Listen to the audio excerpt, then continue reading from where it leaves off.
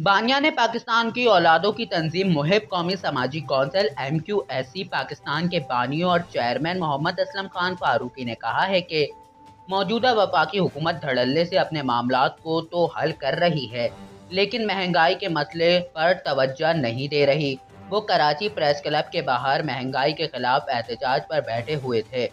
इस मौके पर इन्होंने मीडिया से गुफ्तगू करते हुए कहा कि हुकूमत का आवाम के अहम मसले महंगाई पर तवज्जो न देना बेहिसी है। हालांकि महंगाई की अदम कंट्रोल की वजह से गरीब आदमी के लिए रोटी तक मसला बन गई है। इन्होंने कहा कि साबिक वफाकी वजीर इसहाक डार का 4 साल अपने ऊपर आयद बदउनवानी के मुकदमात का सामना न करने के बावजूद दोबारा वजीर खजाना बन जाना इस बात की दलील है कि हुकूमत का मखसूस एजेंडा है। इन्होंने कहा कि मुल्क में जो महंगाई है उसके पीछे वफाकी हुकूमत और इसके इत्तेहादी हैं, जिन्होंने मुल्क को कौम को माशी सतह पर तबाह बर्बाद कर दिया है और इस कौम के पैदा होने वाले बच्चे भी मकरूज पैदा हो रहे हैं।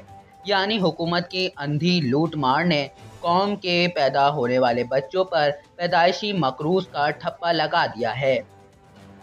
महंगाई पर के ख़ात्मे पर तवज्जो नहीं दे रही और अपने जो मामलात हैं उनको हल करने पर लगी हुई है।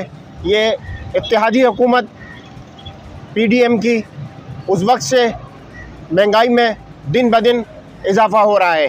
साबिक वज़ीर ख़जाना इसहाक डार साहब ये मौजूदा मिसाल है कि इस मामले को उन्होंने किस तरह से हल किया।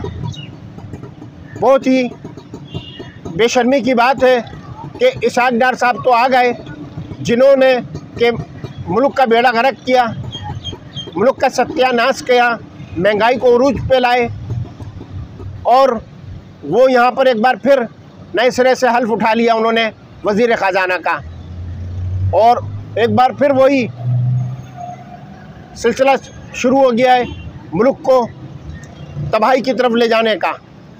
मुल्क की तबाही बर्बादी के जो ज़िम्मेदार हैं, अगर वही इस तरह से उनको अदलिया से रिलीफ मिलता रहेगा तो वो किसी भी तरह से मुल्क और कौम के मफाद में नहीं होगा।